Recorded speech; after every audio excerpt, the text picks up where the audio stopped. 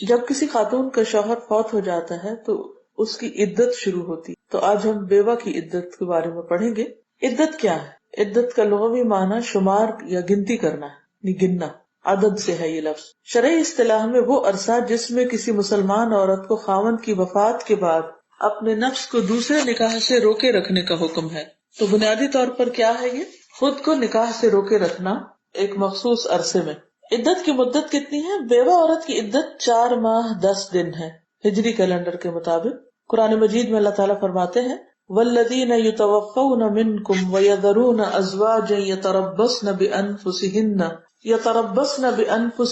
4 اشہر وعشرا، اور جو تم میں سے فوت ہو جائیں اور بیویاں چھوڑ جائیں تو وہ بیویاں 4 ماہ 10 دن تک انتظار کریں. 4 ماہ اور 10 دن. عدت کے لیے 4 ماہ 10 دن کا حساب اسلامی کیلنڈر کے مطابق ہوگا. مثلا 5 جمادی الثانی کو شوہر کی وفات ہوئی ہے تو 5 شوال تک 4 ماہ اور اوپر 10 دن یعنی 15 شوال تک بیوہ کی عدت پوری ہوگی. اب 16 شوال کو وہ عدت سے نکل آئی یعنی عدت ختم ہو گئی. چاروں مہینوں میں چاند 29 دنوں کا یا 30 دنوں کا بھی ہو سکتا ہے، اس سے کوئی فرق نہیں پڑتا. یہ اللہ تعالیٰ کی طرف سے حکم ہے. بیوہ اگر حاملہ ہو تو عدت کا عرصہ وضع حمل تک ہے، یعنی جب تک بچہ پیدا ہو جائے، خواہ وہ اس 4 ماہ 10 دن سے پہلے فارغ ہو یا اس سے کئی ماہ بعد، مثلا 9 ماہ بعد، تو اس کی عدت جو ہے وہ 9 مہینے ہو جائے گی. قرآن مجید سورۃ الطلاق میں اللہ تعالیٰ فرماتے ہیں وَأُولَاتُ الْأَحْمَالِ أَجَلُهُنَّ أَن يَضَعْنَ حَمْلَهُنَّ، اور وہ عورتیں جو حاملہ ہوں ان کی عدت یہ ہے کہ بچہ پیدا کر لیں. أن يَضَعْنَ حَمْلَهُنَّ، اپنا حمل رکھ دیں. سبیہ بنت حارث رضی اللہ عنہا کہتی ہیں کہ وہ سعد بن خولہ رضی اللہ عنہما کی وفات کے کچھ ہی دن کے بعد، یہ اصل میں سعد بن خولہ کے نکاح میں تھی. سبیحہ نہیں ہے، عین کے ساتھ ہے یہ. تو حجۃ الوداع میں ان کی ڈیتھ ہو گئی تھی سعد کی، اور اس وقت تو حمل سے تھی. تو کہتی ہیں کہ چند دن بعد ہی ان کے ہاں بچہ پیدا ہو گیا. نفاس کے دن جب وہ گزار چکی تو نکاح کا پیغام بھیجنے والوں کے لیے انہوں نے اچھے کپڑے پہنے. اس وقت بنو عبد الدار کے ایک صحابی ابو سنابل بن بعکت رضی اللہ عنہ ان کے یہاں گئے اور ان سے کہا میرا خیال ہے کہ تم نے نکاح کا پیغام بھیجنے والوں کے لیے یہ زینت کی ہے، کیا نکاح کرنے کا خیال ہے؟ لیکن اللہ کی قسم جب تک 4 مہینے اور 10 دن نہ گزر جائیں تم نکاح کے قابل نہیں ہو سکتی. سبیہ کہتی ہے کہ جب ابو سنابل نے مجھ سے یہ بات کہی، یعنی کہ تم بچہ پیدا بھی ہو گیا اور پھر بھی 4 مہینے 10 دن عدت کرو گی، تو میں نے شام ہوتے ہی کپڑے پہنے اور رسول اللہ صلی اللہ علیہ وسلم کی خدمت میں حاضر ہو کر اس کے بارے میں نے آپ سے مسئلہ معلوم کیا. آپ نے مجھ سے فرمایا کہ میں بچہ پیدا ہونے کے بعد عدت سے نکل چکی ہوں اور اگر میں چاہوں تو نکاح کر سکتی ہوں. تو اس سے واضح ہو گیا کہ ویسے عدت 4 مہینے چاہے کوئی بوڑھی عورت ہو یا جوان ہو، لیکن اگر حاملہ ہو تو وضع حمل کے بعد وہ عدت سے باہر آئے گی. سوگ کیا ہے؟ رسول اللہ صلی اللہ علیہ وسلم نے فرمایا جو عورت اللہ اور آخرت پر ایمان لا چکی ہے اس کے لیے 3 دن سے زیادہ سوگ کرنا حلال نہیں، البتہ اپنے خاوند کی وفات پر 4 ماہ 10 دن سوگ کرے گی. یعنی اس عدت میں 4 ماہ 10 دن سوگ ہی کی حالت ہوگی اس کی، یعنی اس میں اچھے کپڑے نہیں پہنے گی یا زیب و زینت سے پرہیز کرے گی، جس کی آگے تفصیل آ رہی ہے. زینت سے پرہیز. عدت گزارنے والی بیوہ دوران عدت کسی قسم کا بناؤ سنگھار اور زیب و زینت نہیں کرے گی، نیز وہ خوبصورت اور شوخ رنگوں کا لباس نہیں پہنے گی. مہندی، سرما سے لے کر ہر قسم کا میک اپ اس کے لیے ممنوع ہوگا. اسی طرح نہ وہ خوشبو لگائے گی اور نہ زیورات سے سجے گی. تو اس سے واضح ہو جاتا ہے کہ بیوہ عورت کے لیے عدت ہے جس میں زیور، کپڑا اور خوشبو وغیرہ اور خوبصورت اور زینت کی چیزیں اس کے لیے منع ہے. اب بعض لوگ کہتے ہیں کیا بوڑھی عورت کے لیے بھی عدت ہے؟ عدت سب کے لیے ہے. بعض بوڑھی خواتین سونے کی چوڑیاں وغیرہ پہنے ہوتی ہیں یا اور اسی طرح کے زیب و زینت اختیار کیے ہوتے ہیں تو ان کو بھی اس سے پرہیز کرنا چاہیے. تو اس سے یہ پتہ چلتا ہے کہ دوران عدت عورت کو زینت اختیار کرنے کی قطعاً اجازت نہیں. ام عطیہ کہتی ہے کہ ہمیں کسی میت پر 3 دن سے زیادہ سوگ کرنے سے منع کیا جاتا تھا، لیکن شوہر کی موت پر 4 مہینے 10 دن کے سوگ کا حکم تھا. ان دنوں میں ہم نہ سرما لگاتی، نہ خوشبو اور عصب، یمن کی بنی ہوئی ایک چادر جو رنگین بھی ہوتی تھی، اس کے علاوہ کوئی رنگین کپڑا ہم استعمال نہیں کرتی تھی. اور ہمیں عدت کے دنوں میں حیض کے غسل کے بعد کشت اظفار استعمال کرنے کی اجازت تھی، یعنی حیض کی جو بلڈ ہے اس کی اسمیل دور کرنے کے لیے بس یہ ایک جڑی بوٹی ہے، یہ لگانے کی اجازت تھی، ادروائز کچھ اور میک اپ کرنے کی اجازت نہیں تھی. تیل وغیرہ لگا سکتے ہیں حسب ضرورت، لیکن سرما اور خوشبو وغیرہ منع ہے، اور بہت شوخ کپڑے بھی منع ہے. ام سلمہ کہتی ہیں کہ ایک خاتون رسول اللہ صلی اللہ علیہ وسلم کے پاس آئیں اور عرض کیا یا رسول اللہ میری بیٹی کے شوہر کا انتقال ہو گیا ہے اور اس کی آنکھوں میں تکلیف ہے تو کیا وہ سرما لگا سکتی ہے؟ اس پر آپ نے فرمایا کہ نہیں۔ 2-3 مرتبہ پوچھنے پر بھی آپ ہر مرتبہ یہ فرماتے تھے کہ نہیں۔ پھر رسول اللہ صلی اللہ علیہ وسلم نے فرمایا کہ یہ شرعی عدت 4 مہینے اور 10 دن ہی کی تو ہے، یعنی بیماری کے لیے کوئی ایسی دوا استعمال کی جا سکتی ہے کہ جس سے زینت نہ ہو،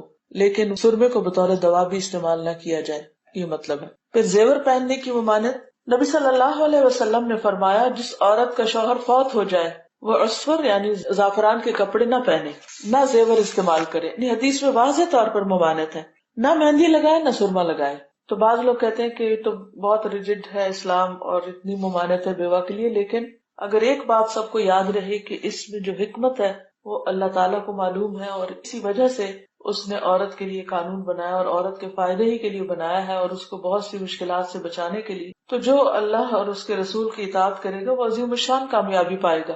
جب کبھی قرآن مجید کی کوئی آیت یا کسی حکم پر عمل کرنے میں سستی یا کوتاہی ہونے لگے، یا پھر رسول اللہ صلی اللہ علیہ وسلم کی کوئی بات مشکل لگے کہ ہائے اس پر کیسے عمل کریں جبکہ حکم واضح اور صاف موجود ہو، تو یہ آیت پڑھ لیا کریں کہ وَمَن يُطِعِ اللَّهَ وَرَسُولَهُ يُدْخِلْهُ جَنَّاتٍ تَجْرِي مِن تَحْتِهَا الْأَنْهَارُ، اور پھر وَمَن يُطِعِ اللَّهَ وَرَسُولَهُ فَقَدْ فَازَ فَوْزًا عَظِيمًا، کہ وہ عظیم الشان کامیابی پائے گا۔ لیکن اصل چیز جو سمجھانا چاہتی ہوں وہ یہ کہ کوئی حکم مشکل بھی لگے، ناگوار بھی ہو، تب بھی اس بات کو کبھی بھی نہ بھولیے کہ اللہ سبحانہ وتعالیٰ نے جو بھی ہمیں حکم دیا، جو براہ راست قرآن مجید میں دیا ہے یا رسول اللہ صلی اللہ علیہ وسلم کے ذریعے سنت میں ہمیں کوئی بات سکھائی گئی ہے، اگر ہم اس پر عمل کریں گے چاہے ہمارا دل نہ بھی چاہتا ہو، ہمارے نفس پر بھاری بھی ہو یا اس کی بظاہر حکمت سمجھ نہ بھی آتی ہو، تو بھی اس کے کرنے میں عظیم الشان کامیابی فوزاً عظیمہ کی بشارت دی گئی۔ اس سے آپ اندازہ لگائیں کہ ہمارے دین میں کتنی خیر اور کتنی بھلائی ہے کہ کلیئر گائیڈ لائنز انسٹرکشنز دینے کے بعد ہمیں انعام بھی بتایا گیا، موٹیویشن بھی دی، صرف حکم نہیں دیے گئے بلکہ کرنے والوں کے لیے اجر کی بشارت دی۔ آپ میں سے کوئی اس پر بات کرنا چاہے گا کہ اس آیت کو پڑھتے ہی اپنی کون سی ایسی بات یاد آئی جو ابھی تک آپ سنت کے خلاف کر رہی ہیں؟ وہ شروع میں جو چیک لسٹ آپ کو دی گئی تھی اس میں سے کون سی چیز ہے کہ جس کا حکم واضح پتہ ہے آپ کو اور پھر بھی آپ نہیں کر پا رہے؟ تو آپ انشاءاللہ وہ اس آیت کو سننے کے بعد یا اس حکم کا پتہ چلنے کے بعد ضرور کریں گی۔ کوئی شیئر کرے گا؟ میں ابھی تک نا رات کی وہ سونے کی دعا نہیں پڑھی جاتی ہے صبح اٹھتے، میں کل میں پتے سے تسبیح کرتی ہوں، یہ ایک چیز ہے جو میں چلو میں تمہیں وہ حدیث سناتی ہوں، رات سونے کی دعا پڑھنے کا فائدہ کتنا بڑا ہے۔ بخاری اور مسلم کی حدیث، ٹھیک ہے۔ عن ابی امارۃ البراء ابن عازب رضی اللہ عنہما قال قال رسول اللہ صلی اللہ علیہ وسلم یا فلان اذا ابیت الى فراشک فقل اللہم اسلمت نفسی الیک ووجہت وجہی الیک وفوضت امری الیک والجأت ظہری الیک رغبتا ورہبتا الیک لا ملجأ ولا منجا منك الا الیک آمنت بکتابک الذی انزلت ونبیک الذی ارسلت فإنك ان مت من لیلتک مت علی الفطرہ وان اصبحت اصبت خیرا، متفق علیہ۔ حضرت براء بن عازب روایت کرتے ہیں کہ رسول اللہ صلی اللہ علیہ وسلم نے مجھ سے فرمایا کہ جب تم اپنے بستر پر آؤ تو کہو اے اللہ میں نے اپنے آپ کو تیرے سپرد کر دیا، میں نے اپنا چہرہ بھی تیری طرف متوجہ کر لیا، اپنے سارے معاملات تیرے حوالے کر دی، میں نے اپنی پیٹھ کو تیری طرف جھکا دیا، تیری رغبت کرتے ہوئے اور تیرے عذاب سے ڈرتے ہوئے، تیرے علاوہ کوئی پناہ گاہ نہیں اور نہ کوئی نجات کی جگہ، میں تیری نازل کردہ کتاب پر ایمان لے آیا اور تیرے نبی مرسل کو تسلیم کر لیا۔ آپ صلی اللہ علیہ وسلم نے فرمایا اگر اس رات تو فوت ہو جائے تو تیرا فوت ہونا فطرت پر ہوگا یعنی اسلام پر ہوگا، اور اگر صبح کو پا لیا تو بھلائی کو پا لے گا یا بھلائی کو پہنچا۔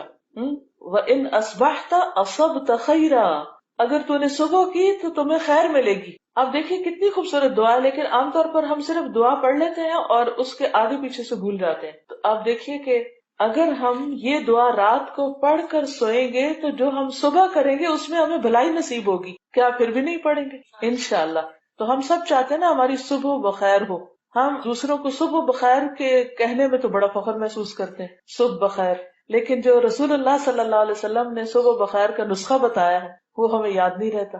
تو آپ سب کو صبح بخیر اس دعا کے برکت سے انشاءاللہ، ٹھیک ہے۔ فاز فوزا عظیما۔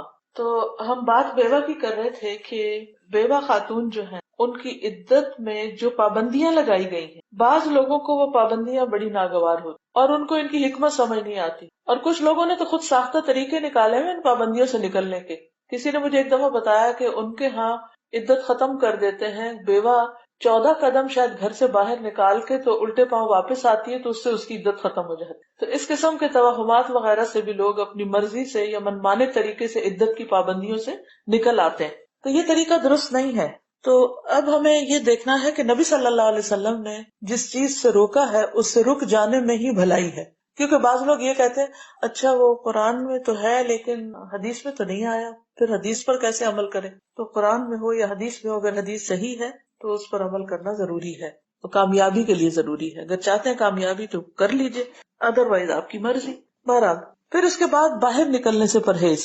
عدت کے دوران اپنے گھر سے باہر نہیں جانا چاہیے، البتہ نہایت ضروری کام سے اگر جانا پڑے جس کے ضروری ہونے کا تعین تقوی کی بنا پر عورت خود کر سکتی ہے تو وہ جا سکتی ہے. یعنی کوئی ایسا شدید ضروری کام جو وہ سمجھتی کہ اس کے علاوہ کوئی اور نہیں کر سکتا، اور پھر رات وہ اسی گھر میں آ کے گزارے گی جہاں خاوند کی وفات کے وقت، الا یہ کہ وہ کسی دوسرے ملک میں ہے جہاں بالکل تنہا رہ گئی ہے یا کوئی اس کے پاس اور رہنے والا نہیں، اور تنہا رہنا اس کے لیے نقصان دہ ہے یا کسی بھی اعتبار سے درست نہیں، تو ایسی صورت میں وہ کسی ایک جگہ اپنا پھر ٹھکانہ بنا لے. ورنہ افضل یہی ہے کہ اسی گھر میں رہے جہاں شوہر کے ساتھ رہ رہی تھی. اس میں ہم دیکھتے ہیں کہ بعض احادیث اور بعض روایات جس سے یہ پتہ چلتا ہے کہ عدت میں عورت اگر کوئی عبادت کا فعل بھی کر رہی ہے تو بھی اس سے پرہیز کرنا چاہیے. مثلا حضرت عمر بن خطاب بیدا کے مقام سے ان خواتین کو واپس لوٹا دیتے جو اپنے شوہروں کی وفات کی وجہ سے عدت میں ہوتی. وہ انہیں حج کرنے سے روکتے تھے.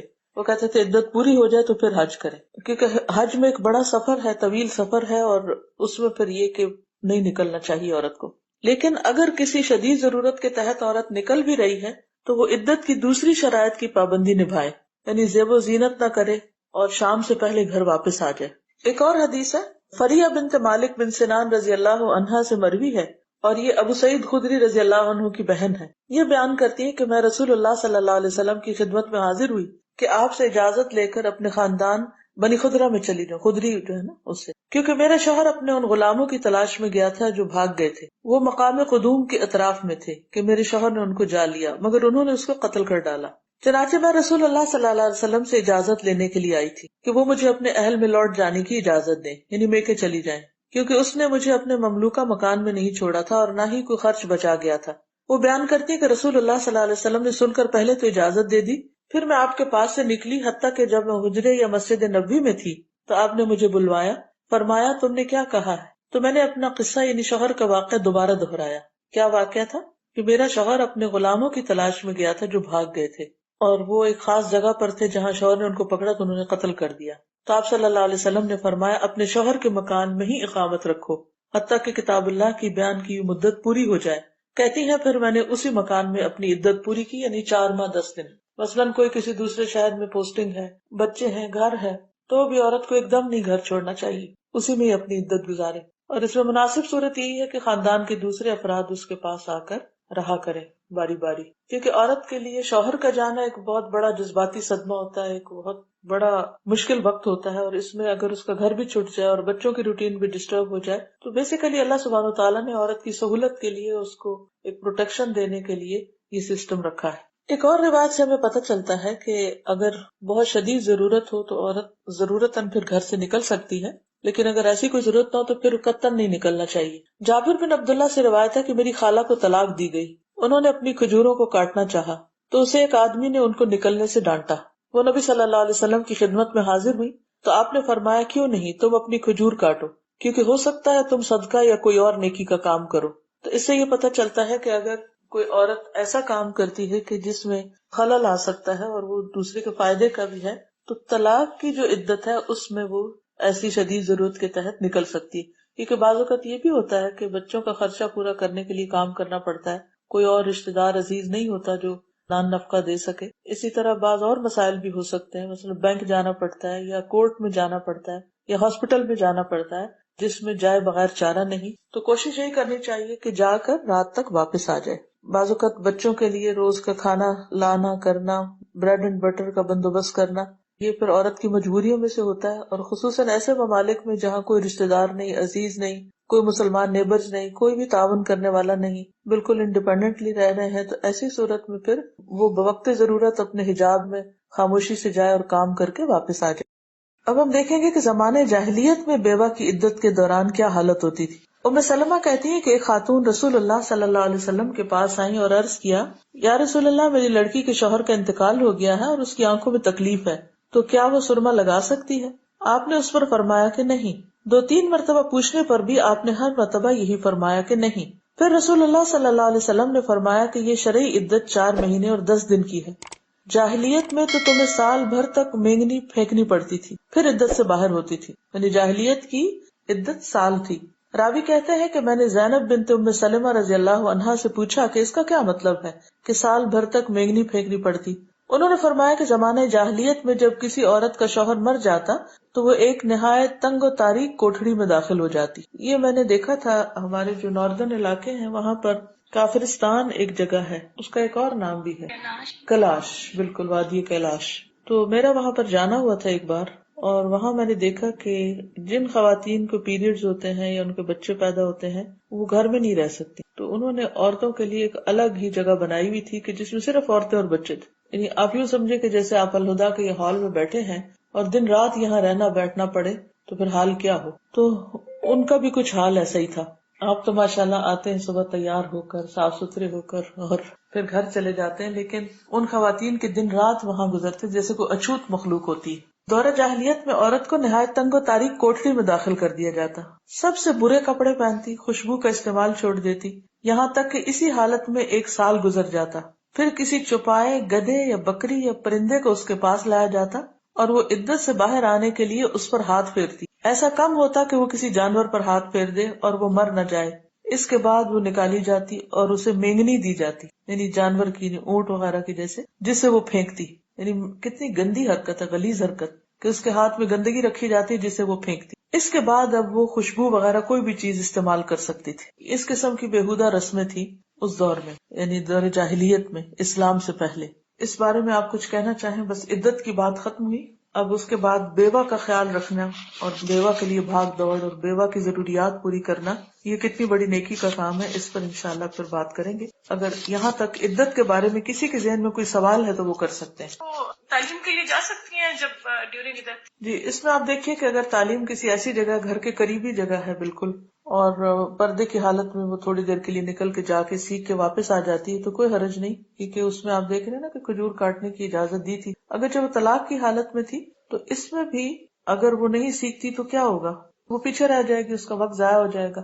لیکن ایک شہر سے دوسرے شہر میں عدت کی حالت میں کسی ہاسٹل وغیرہ میں نہ رہے تو بہتر ہے، کیونکہ شوہر کے گھر میں رہنا چاہیے نا، اس پر رات کو واپس۔ جیسے حج پہ جانے کے سے روکتے تھے حضرت عمر، تو مطلب یہ تھا کہ دوسرے شہر اور دوسرے علاقے میں جانا ہوتا ہے، اس سے روکا گیا۔ میرا یہ کوشچن تھا کہ کچھ لوگ ہیں وہ بالکل اعلانیہ طور پہ بالکل عدت کی کسی چیز کا خیال نہیں رکھتے، اور ایسے کچھ لوگ ہوتے ہیں نا جن کا دین کی طرف کچھ رجحان ہوتا ہے، آپ انہیں بتاؤ تو وہ مان لیتے ہیں کہ اچھا یہ بات ہے، لیکن جو بندہ بالکل ہی نہ ہو تو ہم اسے کیسے بتا سکتے؟ دیکھیے، تو اسی لیے تو یہ کتاب چھاپی گئی ہے، بیوگی کا سفر۔ اگر یہ کتاب آپ کے پاس ہو تو آپ انہیں پڑھنے کے لیے دے سکتے ہیں، اگر وہ پڑھنا نہ جانتے ہو تو انہیں کچھ پورشن پڑھ کے سنا سکتے ہیں۔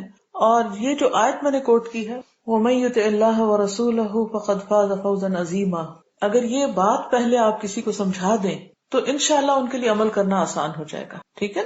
کیونکہ کسی بھی زمین سے اگر آپ کچھ اگانا چاہتے ہیں یا خیر حاصل کرنا چاہتے ہیں تو پہلے آپ اس کو پانی دیں گے، نرم کریں گے، اور پھر اس کے اندر کوئی چیز ڈالیں گے۔ سخت زمین کے اوپر اگر کچھ ڈالیں گے بھی تو وہ بہہ جائے گا، ضائع ہو جائے گا۔ تو خیر کا، نیکی کا بیج ڈالنا ہے، کوئی حکم سنانا ہے تو ضروری ہے کہ پہلے ان کے دل کو نرم کریں۔ جی استاذہ، وعلیکم السلام۔ استاذہ میرا یہ سوال ہے کہ ہم لوگ کے یہاں یہ ٹرینڈ ہے کہ آبائی جگہ پہ، آبائی گاؤں میں لے جایا جاتا ہے جب ڈیتھ ہو جاتی ہے اور وہاں پہ ان کو دفن کیا جاتا ہے، تو وہ ڈیفینیٹلی بیوہ بھی ساتھ بھی جاتی ہے، وہ کچھ عرصہ وہاں رہتے ہیں سب لوگ گھر والے، اور اس کے بعد واپس آتے ہیں، وہ پھر ان کا کیا ہوگا؟ کہ یہ طریقہ ٹھیک نہیں ہے نا۔ آپ دیکھیں کتنی واضح حدیثیں ہیں کہ اسی گھر میں رہنا چاہیے جہاں شوہر کا انتقال ہوا ہے، اور وہاں سے اس کو نہیں نکلنا چاہیے۔ اور اس کے ساتھ ایک یہ بھی ہوتا ہے کہ بزرگ والدین ہیں تو وہ گاؤں میں ہی جیسے رہ رہے ہیں اور وہ اکیلے تھے دونوں، اس کے بعد باقی سب بچے جو ہیں وہ کہیں اور سیٹل ہیں، تو پھر اب وہ اکیلی تو نہیں رہ سکتی وہاں پہ۔ جی، اب اس میں یہ کرنا چاہیے کہ خاندان کے لوگوں کو باری باری اپنا وقت مقرر کر لینا چاہیے، 2 ہفتے ایک جا کے رہ لے،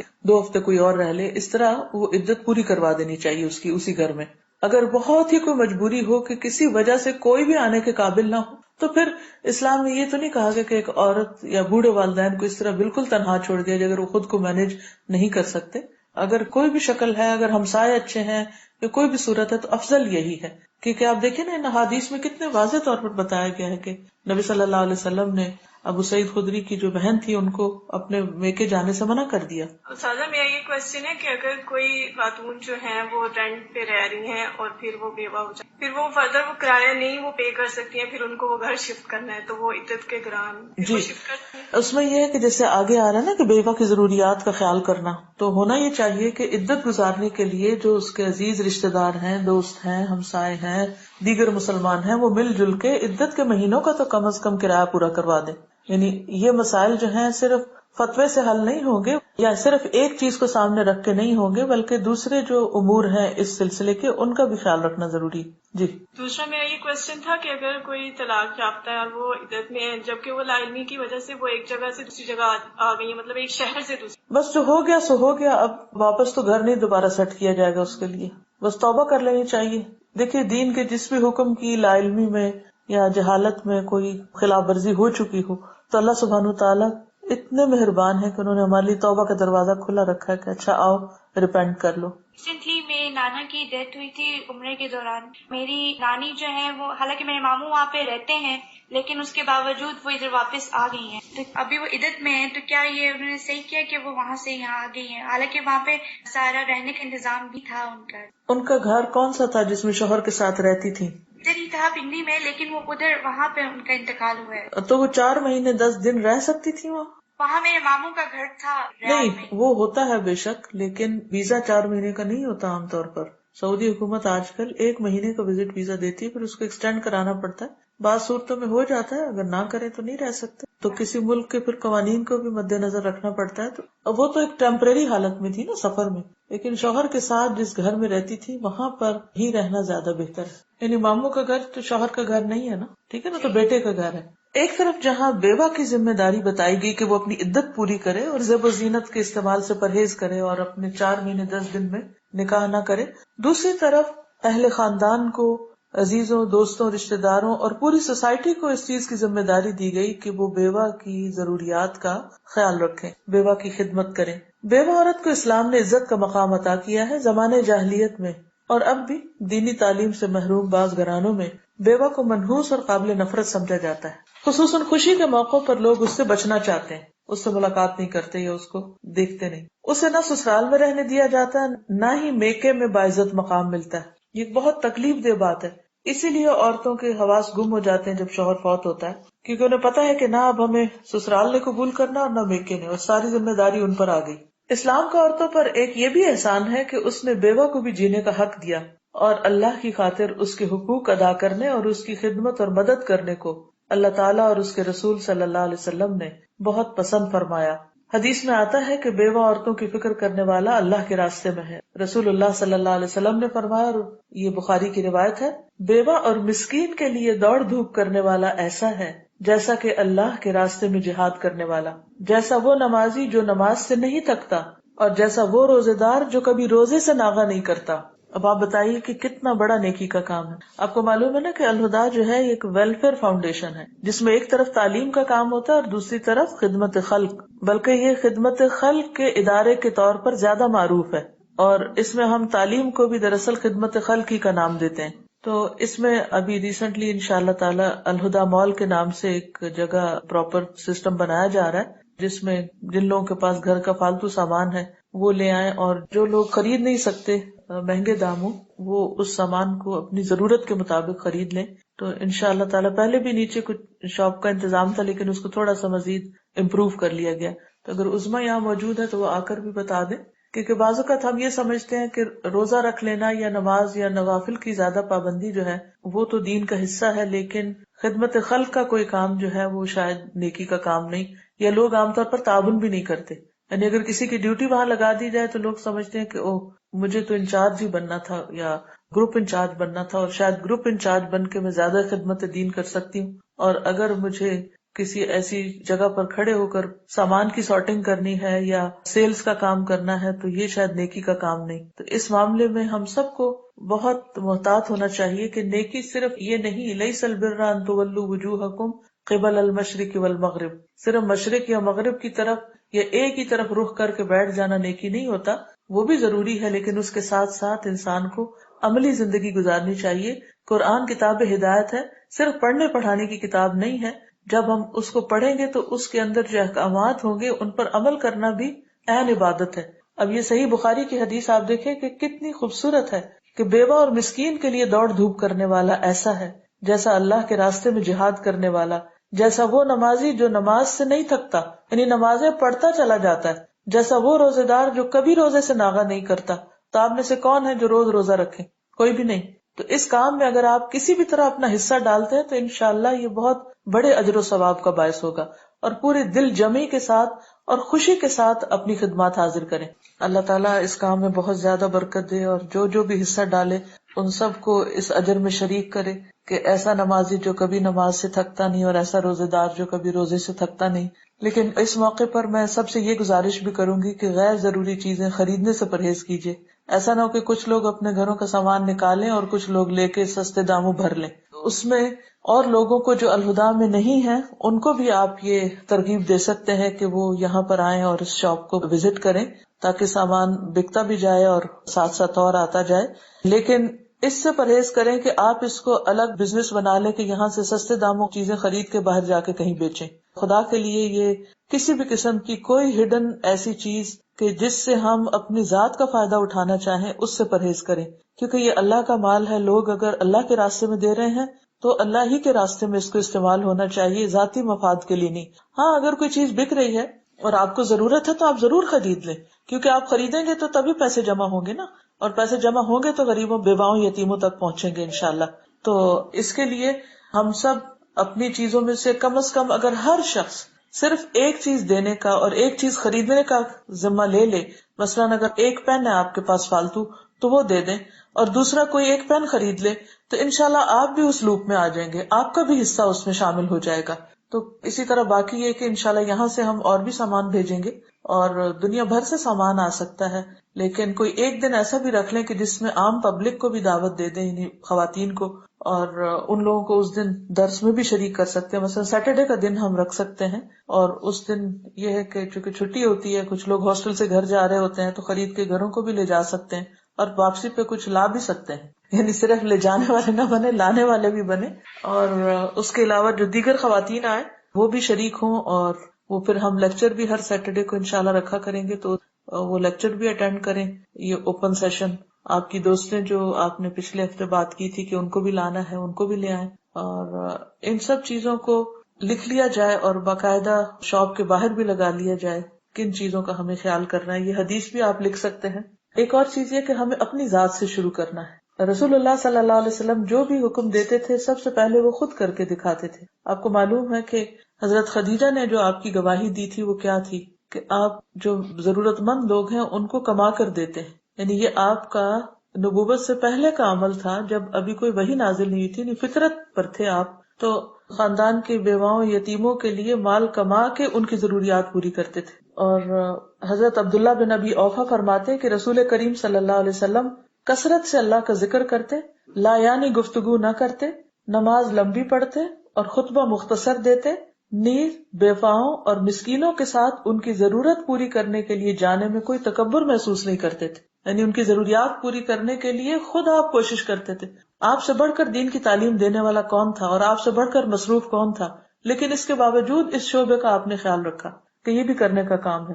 تو ہم سب کو بھی تعلیم کے کام کے ساتھ ساتھ یتیموں اور بیواؤں کے کام کا بھی خیال رکھنا چاہیے۔ چونکہ آج کل میں یہاں وزٹس کر رہی ہوں تو میں نے یہ سوچا کہ ہر روز یا جس دن آپ کے ساتھ کلاس ہوگی انشاءاللہ اس دن میں آپ کو یہاں کا کوئی چھوٹا موٹا واقعہ سنا دوں گی۔ یہاں پر کل میرا ایک جگہ پر درس تھا اور جا کر بہت ہی خوشی ہوئی، الحمدللہ درس جو ہوتا ہو گیا، لیکن بعد میں جو وہاں کے اسٹوڈینٹس ان سے جب ملاقات ہوئی تو دل باغ باغ ہو گیا۔ اتنی ڈیڈیکیٹڈ خواتین اور اتنے اچھے لوگ، اور آپ کو معلوم ہے کہ یہ چراغ، یعنی ویسے تو بہت سے لوگ کیسٹس وغیرہ سن رہے تھے اور وہاں پر یعنی کہ کام کر رہے تھے، لیکن ہماری ایک مسریال برانچ ہے وہاں سے ایک اسٹوڈینٹ گئی ہیں، انہوں نے جا کر جس طریقے سے خواتین کو جمع کیا اور جس طریقے سے کام آرگنائز کیا اور جس طرح ان کا خیال رکھا اور جس طرح ان کو سکھایا، اور جس طرح ان کے اندر جذبہ پیدا کیا وہ بے مثال تھا. یعنی جیسے کہتے ہیں نا کہ اندر تک دل کی گہرائیوں میں جیسے خوشی ہوتی ہے انسان کو کام دیکھ کر، اور ان کے درمیان آپس کا اتفاق اور محبت اور ایک دوسرے کی کیئر امیزنگ. اور وہاں سے ان کے اسٹوڈینٹس میں سے ایک خاتون جو پچھلے 40 سال سے گورنمنٹ کے اسکول میں ایک کالج میں، لوکل ایک کالج ہے وہاں پر وہ پڑھاتی ہیں انگلش، تو انہوں نے سوچا کہ میں کیوں نہ ان بچوں کو، اس اسکول میں تقریباً 60% مسلم بچے تھے جو ڈفرینٹ نیشنلٹیز سے، یعنی کوئی بلیک، کوئی عرب، کوئی پاکستانی، کوئی کسی مذہب، کوئی کسی ریلیجن سے. تو انہوں نے سوچا میں ان بچوں کو جو ٹین ایجرز سے سارے، کیونکہ کالج ہے تو میں ان کو قرآن سناتی. کہتی جب میں نے ارادہ کیا تو میں نے پرنسپل سے بات کی جو کرسچن لیڈی تھی، تو انہوں نے خوشی سے اجازت دے دی، لیکن جو کیئر ٹیکر تھا اس نے کہا میں ویکینڈ پہ نہیں کھول سکتا کالج. تو یہ تھوڑا انہیں پریشانی ہوئی کہ پھر ہمارا تو قرآن رمضان میں پورا نہیں ہوگا، کیا بنے گا. تو بہرحال انہوں نے پرنسپل سے دوبارہ بات کی تو انہوں نے کہا میں چابی تمہیں دے دیتی ہوں. یہ ایک بہت ہی بڑی بات تھی کہ کسی کے اوپر اتنا بڑا اعتماد کہ چابی اس کے حوالے کر دی جائے. پھر بہرحال انہوں نے جب شروع کیا دورہ قرآن، تو آپ سوچئے کہ ان بچوں نے اتنا پسند کیا، لیکن رکاوٹ ان کے پیرنٹس بنے.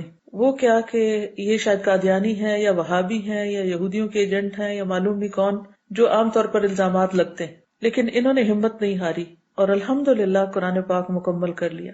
اور جس طرح ان بچوں کے اندر چینج آئی، آپ یقین کریں کہ ہم گھریلو خواتین کو دورہ قرآن کراتے رہتے ہیں، مختلف جگہوں پہ کراتے ہیں، لیکن اتنی دور بیٹھ کر، یہ لندن سے تھوڑا سا باہر کا علاقہ ہے، اتنی دور بیٹھ کر ہماری ایک اسٹوڈنٹ اس طرح لوگوں کو موٹیویٹ کرے کہ وہاں سے ایک اسکول ٹیچر ایک نان مسلم اسکول کے اندر قرآن کی تعلیم کو عام کرے، یہ واقعی ایک ایمان افروز بات تھی میرے اپنے لیے بھی. لیکن یہ وہی کرتا ہے جس کو اللہ توفیق دیتا ہے. باقی سب ہمارے بہانے ہیں، کیونکہ ہم قدم ہی نہیں اٹھاتے، ہم کسی سے جا کے بات ہی نہیں کرتے کہ ہم یہ کام کرنا چاہتے ہیں. ہم اپنے آپ کو دیکھیں کہ ہم کیا کما رہے ہیں اور دنیا سے کیا لے کے جانا ہے. تو جب تک ہم سخت محنت نہیں کریں گے، آگے نہیں بڑھیں گے اور رسک نہیں لیں گے، اس وقت تک کس طرح لوگوں تک دین پہنچے گا. تو انشاءاللہ میں کوشش کروں گی. تب کے لیے اجازت. سبحانک اللہم و بحمدک، اشہد ان لا الہ الا انت، استغفرک و اتوب الیک. السلام علیکم و رحمۃ اللہ وبرکاتہ.